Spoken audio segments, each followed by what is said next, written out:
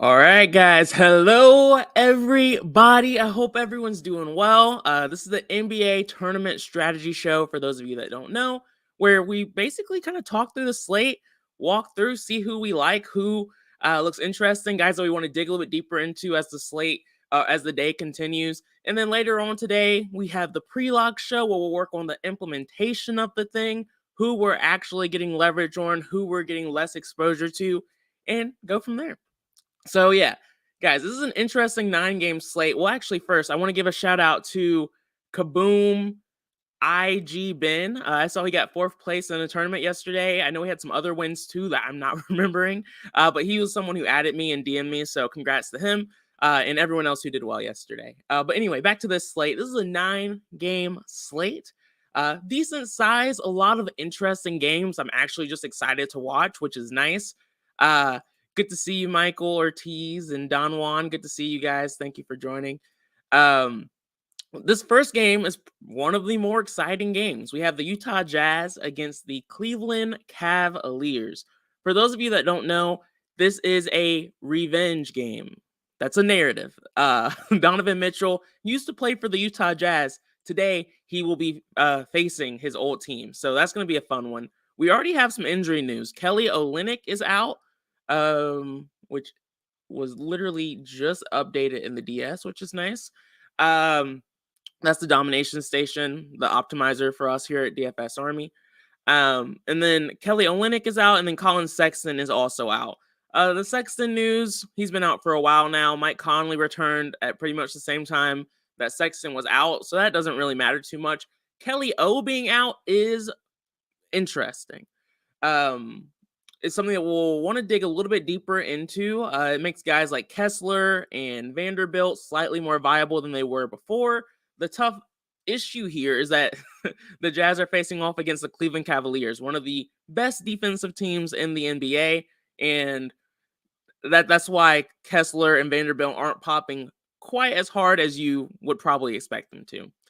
On the other side of this game, we have the Cleveland Cavaliers. Lamar Stevens is out.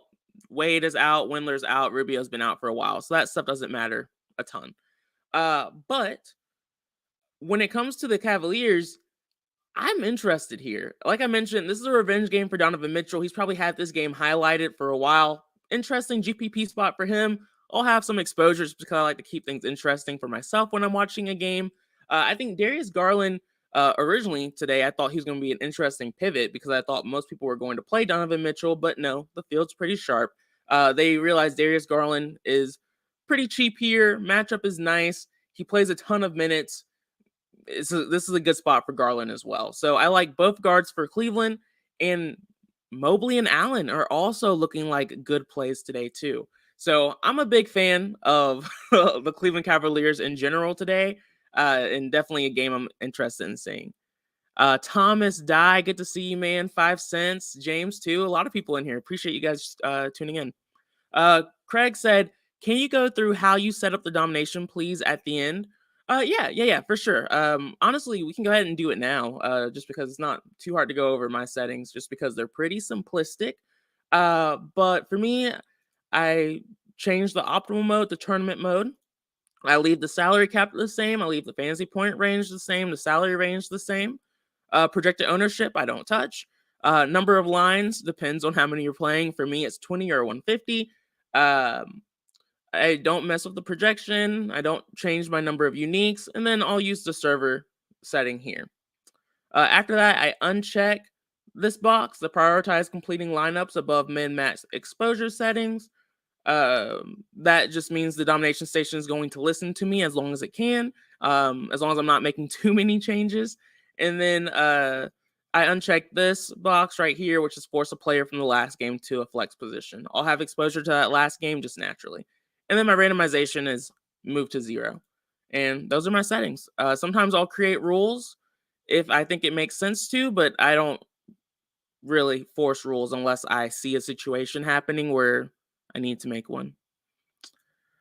Stevens is a bust. Stevens is out, but yeah, he hasn't been looking too great.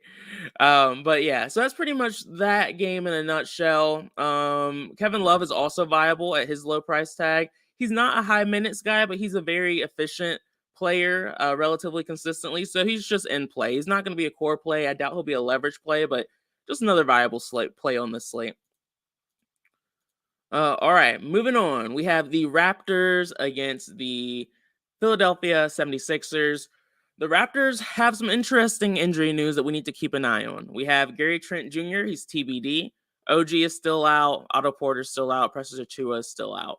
So I like Fred VanVleet in this spot. I think with OG out, FEV has been in solid form. I like him a lot more if Gary Trent Jr. is out. He's TBD right now, but if he's out, I would be much, much, much more excited to play Fred VanVleet. 5 cents said, when it comes to Cleveland, either both guards with big or just guards, they play well together. When it comes to Cleveland, either both guards with bigs or just guards, they play well together. I think I agree with you, 5 cents, if I'm understanding you correctly. I like Cleveland in general. As of right now, I'm not foreseeing myself creating any rules trying to separate them. But if I see too much of it, I'll consider it. This game is interesting. So I already talked about the Raptors a little bit. If Gary Trent Jr. is out, I'm much more interested in Fred VanVleet. Pascal Siakam is facing off against Joel Embiid. That's typically something that I don't like to target. If a guy is facing off an elite defender, an elite center, that's usually a matchup I try to avoid. I do think Pascal Siakam is viable here, though. If you look at his game history against Joel Embiid, they're both from the same place, so they have that in common. I think they respect each other pretty well. But more importantly, Pascal Siakam has had some ceiling performances against Joel Embiid. So this isn't a spot that I'm going to want a ton of exposure to, but it is a viable GPP spot, a viable tournament play and option that I don't think we should ignore on this slate. So definitely not a guy I'm going to X out just due to the tough matchup, whereas this is a spot I would normally just try to avoid. Let's see. Any other notes, things that I'm overlooking in this game? Let's see. Fred VanVleet, like I mentioned, has been in really good form.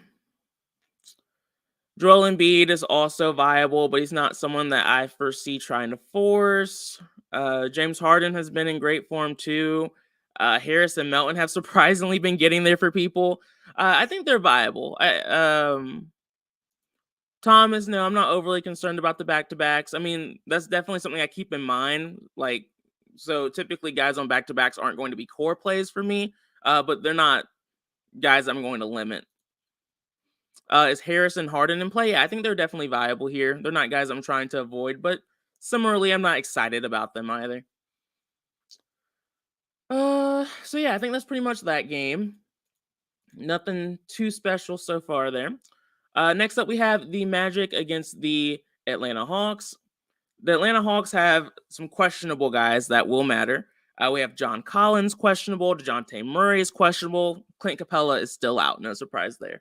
For the Magic side of things, they have Suggs out, Harris out, Okeke still out, Wendell Carter Jr. still out. So no real surprises there. Those guys have been out for a while now. For me,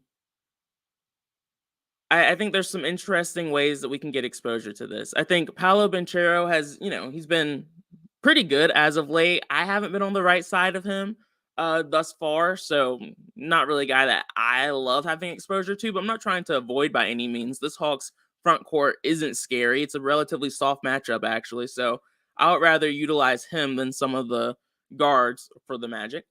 Outside of that, I think we can go right back to the well of playing Okongwu. 5,200. The price tag's increased. It's a little bit more like, do we need to do that? But he's been performing well. He's not a high usage guy, but he gets the peripheral stats enough. Perhaps I'm interested in seeing the dynamic between Okongwu and Collins and how that impacts his usage rate and his peripheral stats. So I do have a little bit of concern there, but not enough to, press pause on anything. I still think it's a good spot for him. Trae Young has looked better. He's been in solid form as well. We've been playing him pretty much every slate to some extent. Looks like he'll be relatively low owned at 10,300. I get it.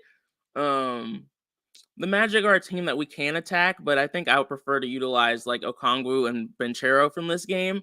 Whereas like I'll kind of let the domination station decide my fate when it comes to guys like Trae Young tonight. As of right now, again, guys, things do change a lot. The pre-lock show might be a little bit later today. I'm actually finally going to get a haircut, so the pre-lock show might not be at 5:30 because you guys know I have to do research and things of that sort. So it might be a little bit later today, but I'll keep you guys updated in the Discord. Next up, we have the Portland Trailblazers against the Oklahoma City Thunder. This is another game that I like a good bit. I like Damian Lillard in this spot. I feel like I've been on the Lillard train for a while. His price tag keeps increasing, so we're not getting any kind of value on him here. But he's facing off against the Thunder, a team that we can definitely attack and attack with confidence. So I don't have any concerns with him really. Yes, Thomas Dye. Murray and Collins are both questionable, so there's a chance that either one of them could play. Oh, JJ, do you max everyone at 99? Great point. And that's the one thing I forgot to mention in the settings. And one thing you guys can always know, like when you watch the pre-lock show, you can see exactly where all of my settings are on every single player. And so it's a little bit more clear. Of course, there's always news and things, so everything's always shaking up. But uh, we can go into more context on it for that show. But yeah, in general, I leave everyone at 99 just to get the initial DS run done and just kind of see who it likes and kind of make my changes from there. I feel like Simons is still too expensive with Lillard here. Grant and Nurkic are questionable. So those are guys that we're going to want to keep an eye on. Josh Hart is probable, so he should be playing here. Those injuries matter. I feel like they're not really getting highlighted enough, but if Grant and Nurkic are out, then that makes Lillard a better play. That makes Hart a better play. That makes Simons a better play. It means that we can potentially go back to the Drew Eubanks well. And that means Okongwu wouldn't be the chalk center, but Drew Eubanks would be.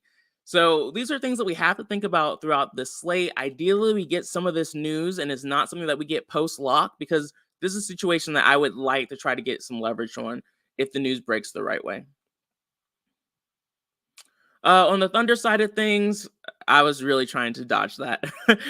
SGA is out. Josh Giddey is out. Darius Bazley is out. Trey Mann is out. And then Jeremiah Robinson Earl has been out for a while, and they've had some long-term injuries that have been out since the summer that don't matter.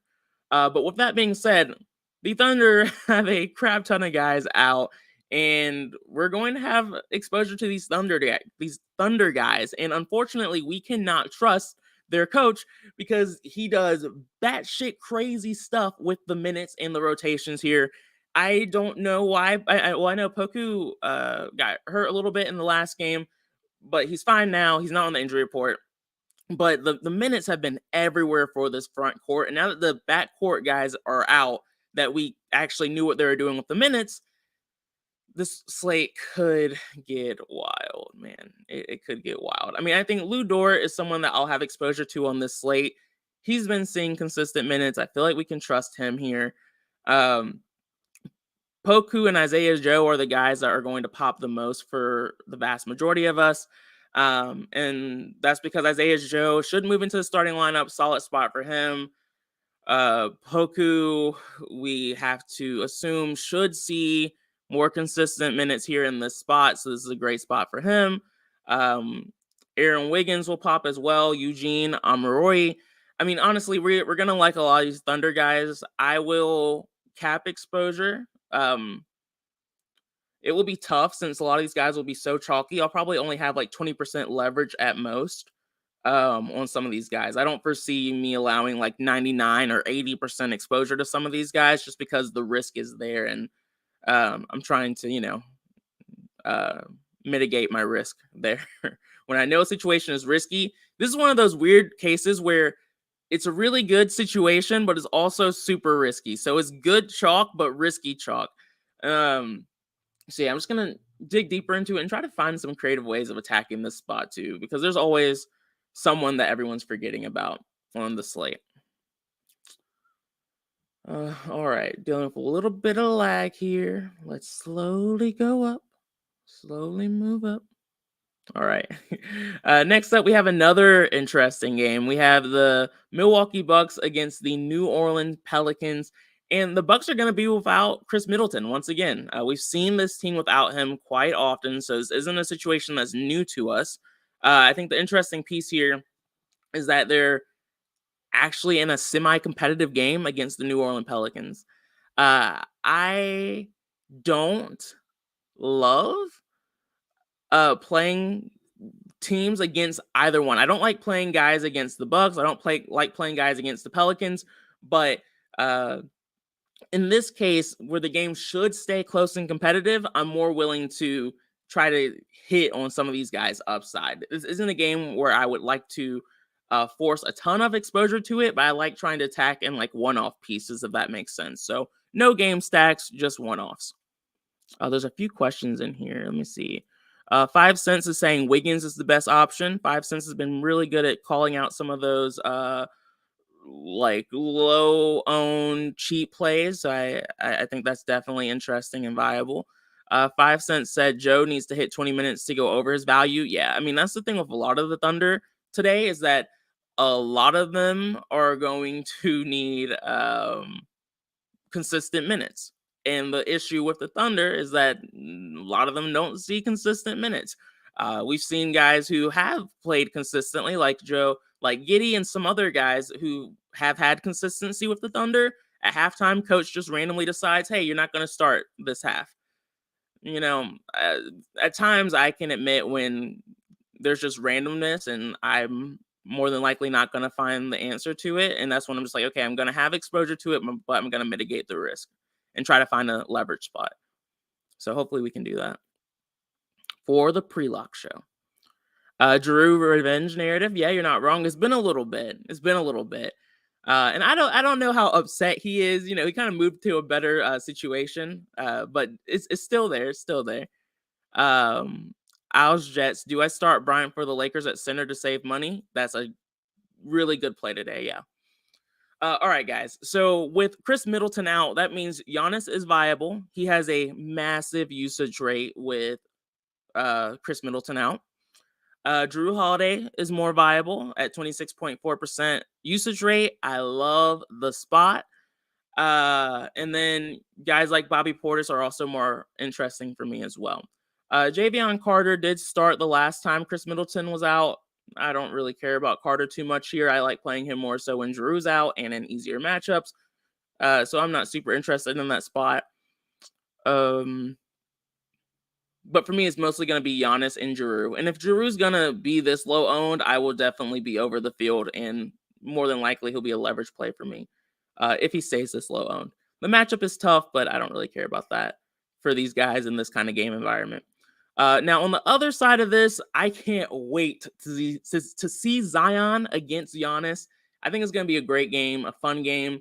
I like the spot for Zion too. I mean, both these guys are going to be expensive. I just want a little bit of exposure, and at low ownership, I am fine getting some leverage there too. I think they'll need him if this game is going to stay close. It's going to be him and or CJ McCollum. I don't think they can keep up if one of them aren't having a great game. Joe Val, his price is falling lower and lower every day. I do like playing Joe Val more when I think they're going to need his size. I think this is a spot where they will need his size, so I'm slightly more open to having exposure to Valanciunas. I won't have more than 20%, at least I doubt I will. But Larry Nance Jr. is out, and they've really been splitting minutes primarily with Val and Nance. So actually, I do kind of like Joe Val today a good bit. So we'll see where his ownership falls. If he ends up being too popular where for me to get real true leverage on him, he'll have to be a core play, then I'll probably dodge it. But I kind of like this spot for him. So we'll see. We'll see. Anyone else stand out? Not really. I mean, you can take your shots on Portis, Lopez, Murphy, those guys. I think Connaughton, Allen, they see boosts as well with Chris Middleton out, but those aren't really guys that excite me too much. I'll just let the domination station decide my fate with those kind of guys. Kaboom's here. What's up, man? I didn't even know you watched. He said, "What's up, Josiah? Tuned in from behind the steering wheel at work. Can't stop, won't stop. Yeah, keep it up, man. Hope I didn't miss too much. No, not at all, man. Congrats again on your win yesterday. That was freaking awesome. I don't play on Sundays. I think it was a rough day for most people. So, like, definitely overcoming a lot of adversity for you. Like, that's awesome, man. Uh, all right, guys. Moving on. Only a few more games to go. Next up, we have the Mavericks at the Minnesota Timberwolves. There are some injury concerns in this game that we need to keep an eye out for. And that includes a pretty long list for the Dallas Mavericks. Let me take a sip of water before I read through this. All right. We have Luka Doncic, questionable. Spencer Dinwiddie is available. Dwight Powell, questionable. Tim Hardaway Jr., questionable. Davis Bertans, questionable. Josh Green is out. And Maxi Kleber is out. I think, oh, thanks, man. I really appreciate that. That's really awesome. I really do. That means a lot. But I think with Kleber out, that's really created a more consistent environment for Christian Wood. His minutes have been more consistent. His upside has been more consistent. I'm not really excited to play him at this price tag at 7,900. He's viable. He's someone that we can look at. He's improved. He's a much safer play at this point, at least with Kleber still out. But he's not someone I love unless more of these guys like Doncic end up being out. But Doncic and Tim Hardaway Jr. being questionable are huge. I mean, I think as everyone's assuming Doncic's going to play today. But if he doesn't, then I mean, the other guys on this team become a lot more viable. But we don't need to dig into that since most of us are assuming that Doncic will play. Dinwiddie being available makes Kemba Walker less interesting if Doncic is out. Also, if Tim Hardaway ends up playing as well, just less interesting for Kemba Walker. Outside of that, that's pretty much where I would land with them. I know Anthony Edwards, 5 cents said, great, sounds like a fade. Yeah, a little bit. It's so hard because, like, me, like, I'm never like, hey, this is a fade spot, I'm going to fade this, or like, oh, this is the spot, I'm going to core and lock in everybody. Like, that's just not my style. I don't lock in. I don't fade completely, but definitely a team I'm not that high on. But for the Timberwolves, I don't love playing guys against the Mavericks. Like, I talk about it all the time. They play at a very slow pace, but Anthony Edwards went off. He has a ton of upside. I talk about it all the time. We finally saw it the other night. Rudy Gobert is TBD. Jordan McLaughlin is TBD. Naz Reid is TBD. Cat is still out. So if Rudy Gobert is out, then of course Naz Reid is more viable, but he's also TBD. So if both of them are out, that could definitely make the slate a little bit more interesting as well. I don't even want to talk about potential options there. It would get really weird. They might even bring people up. Who knows? But this is another game that's just really going to depend on the injury news. If we see like a Gobert out, maybe like McLaughlin being out as well, I think that would increase my interest in Anthony Edwards, because already I kind of want to play him, but I don't like targeting the Mavericks. But if you give me a good enough reason to, I'll attack it. So cautiously kind of hoping that Rudy Gobert doesn't play for that reason. And so, yeah, I think that's pretty much my general thoughts on that game. 3 more left. We have the San Antonio Spurs at the Houston Rockets. Let's see. Any injury news for this one? For the San Antonio Spurs, we do have some big news still. I feel like I've been saying that about every game. Is it going to be that kind of slate? I think it's just now setting in for me that, like, we have some pretty big questions for every single game on this slate, which is interesting. Might have to get a little cute on this one. We'll see. But Keldon Johnson is questionable. Josh Richardson's out. Romeo Langford's questionable. So again, things that matter. If Keldon Johnson is out, that's gigantic for this team. I'll be much more interested in guys like Devin Vassell, Portal, like all Trey Jones. They all see increases in usage when Keldon Johnson's out. If Keldon Johnson plays, then I would be interested in a little bit of exposure to him, Vassell, and Jones, simply because we can attack this Rockets team. One thing that I don't know if everyone else has kind of seen the trend, but it happens pretty much every year actually. But a lot of the studs and stars have been going off against this Rockets team. Damian Lillard, like a lot of guys are having their ceiling performances against this really bad Rockets team. And so it wouldn't shock me at all if that's Keldon Johnson tonight, or if it's Devin Vassell or Trey Jones. Again, not a spot where I'll have like 60% exposure to a guy, but more like a 5-10% exposure to try to get some leverage in a high ceiling spot for some of these guys. I hope the trend continues. I hate playing the Spurs. I feel like we've done it every slate. So if Keldon Johnson is healthy and I don't have to force a ton of exposure to these guys, I'm totally fine with it. The Houston Rockets are pretty healthy moving into this game. I've been talking about it since like week 2 of this season, but Jalen Green and Kevin Porter Jr. are going to be a roulette wheel this entire season. They're volatile. They're young. Like they're going to have ceiling performances and ground performances, and it won't make any sense. Granted, you can make that argument for most NBA players, but for these young guys, it happens a lot more consistently. So they're always going to be viable. They're always going to, definitely when they're in solid spots and good matchups, but it's really going to be more of a coin flip of a decision, not one that I would make a core play by any means. So I like their upside. I like their matchup, Jalen Green and Kevin Porter Jr., but they're volatile. So I'll have to mitigate the risk involved there with my exposure to them. Ideally, the DS will just kind of naturally keep me around field weight exposure, and I'll be totally fine with that. On the other hand, if you love them and you're like, oh, they're on a heater, so I want to increase my exposure, great leverage spot. But I don't feel that kind of confidence when it comes to them. So that is not what I'll be doing.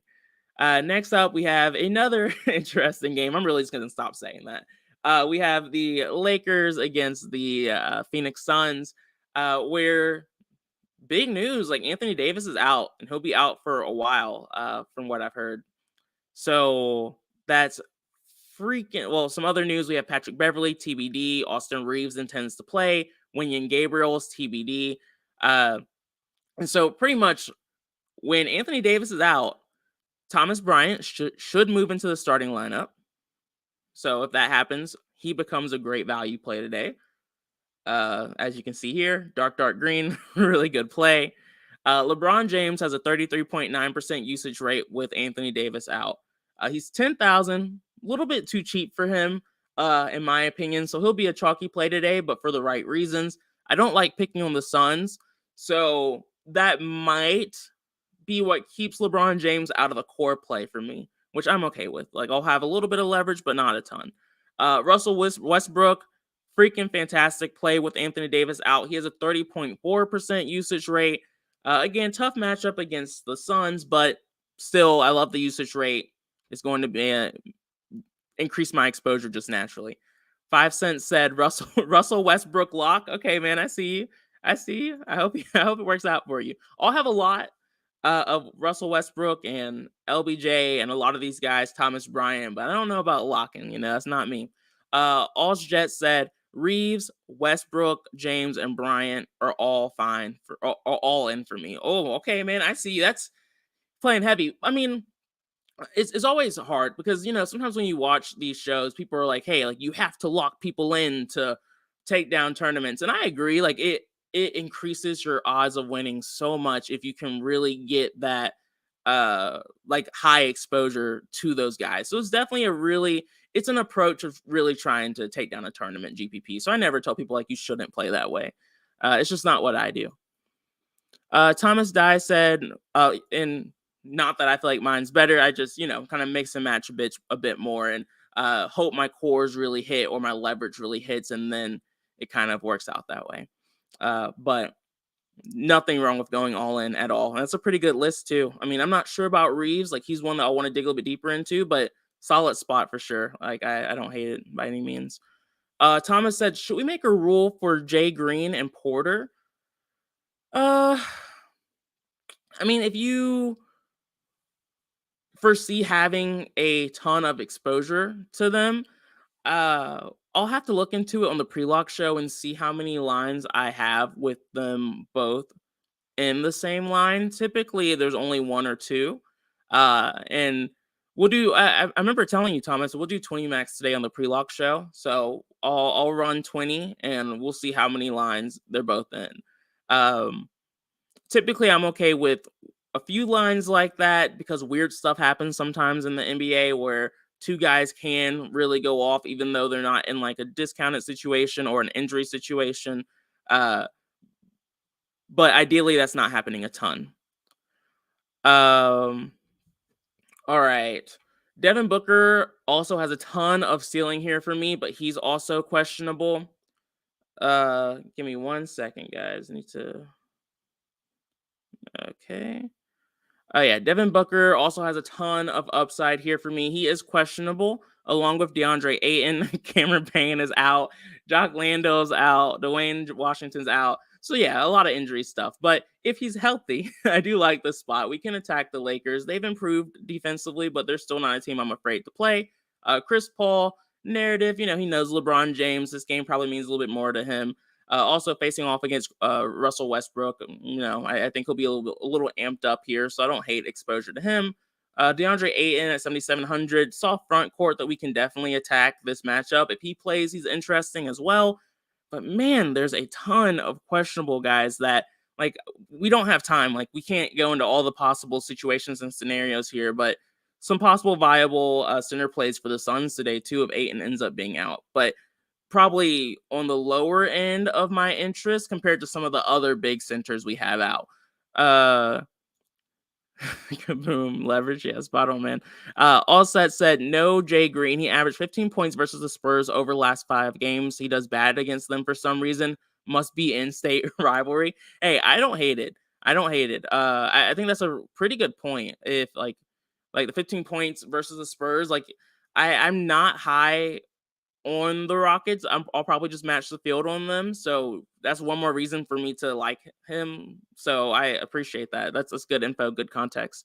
I'll definitely want to dig deeper into the Rockets, throughout the slate as I do research, just to kind of emphasize that. And if I really start to get on train with this, might not have a lot of Jalen Green today. Thanks for pointing that out, though, man. Appreciate that. Triple double tonight. All right, 5 cents. I see you, man. Bridges is key spot. Yeah, Bridges is in a good spot today as well. Bridges sees all of the minutes he can handle. He's a great defender. All you really need for him is to get going offensively, and that's more hit or miss. So I'm more than happy to have exposure, especially if Devin Booker's out. Bridges would be close to a court. He would be a core play for me. JJ said, how much emphasis do you put on targeting bad defenses? A lot. Similar with pace too. I value targeting bad defenses a lot.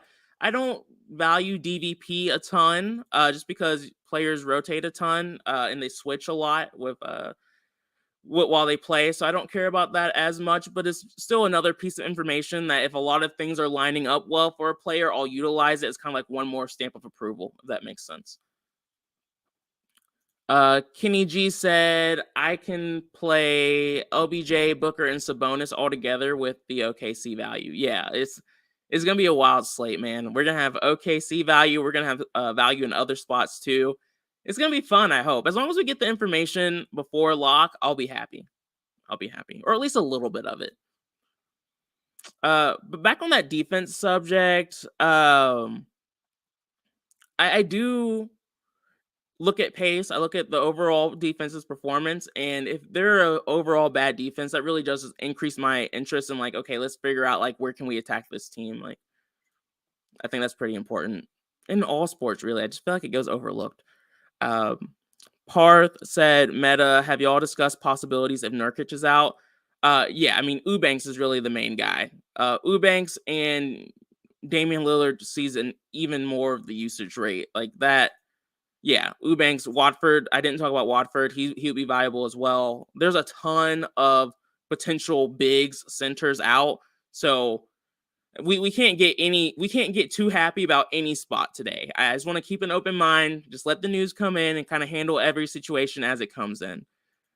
Dave, I appreciate you, man. He said, hit the like button, please. Yeah, if you guys could hit the like button, subscribe. It helps out a lot. If you guys could comment, guys you guys like today. That's always helpful, just because it keeps shows the YouTube algorithm that people are engaged and like the show and stuff. But it's fine if you guys don't. I know people are busy. I don't comment on a lot of stuff either. But I do appreciate you guys for watching. I'll go ahead and wrap things up here. Well, no, there's one more game. One more game. We have this Hornets against the Kings matchup. Primarily, the Hornets have Terry Rozier, TBD, Mark Williams, TBD, Dennis Smith is still out, Cody Martin's still out. The Kings have Davion Mitchell available and Alex Len available. So both teams are relatively healthy here. Play bigs against the Hornets, right? So Sabonis is popping as of right now. I don't know if Sabonis is going to be that popular with all of the other center value we get. I hope it falls because I want to be overweight on Sabonis. I also like Melo here. I think both of these guys are going to be relatively popular, but I'm really hoping the news lowers ownership. That's what typically happens. I usually do try to force some exposure to the last game. Usually a leverage play comes from this last game. It's because ownership throughout the day starts to fall on this last game because of other news that breaks from earlier games. It happens literally every slate. So I'll probably be attacking there. And then I like the spot for Fox as well. This is just a game I want a lot of exposure to. I don't like the streaky shooters on the Kings. I have trust issues with a lot of them because they broke my heart time after time. We could talk about Monks. We could talk about Davis. We could talk about Barnes. We could talk about Hoyter. They're all viable. And ideally, when I do my initial run on the DS, I'll just have some slight exposure to all of them, and I won't be too heavy on one spot. These are my lineup fillers. The guys I'm excited about are Sabonis and Fox. When it comes to the Hornets, it's really just Melo. It's really just Melo. I see the other guys as more GPP plays. If Rozier's out, then of course Oubre and Washington see like a nice boost that I would consider playing. Balance lineups. Yeah, I mean Donwan.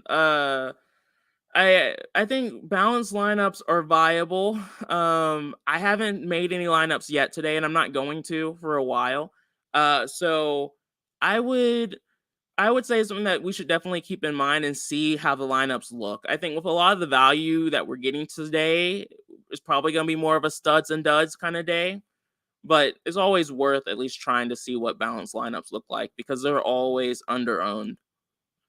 Park said made a lineup on FanDuel liking Kenrich Williams a lot. Nice. Yeah. I mean, yeah, the Thunder front court are going to look really good today. And getting exposure and hitting the right pieces is going to be the right way of going about it. I'm going to dig deeper into it and figure out which guy I like the most.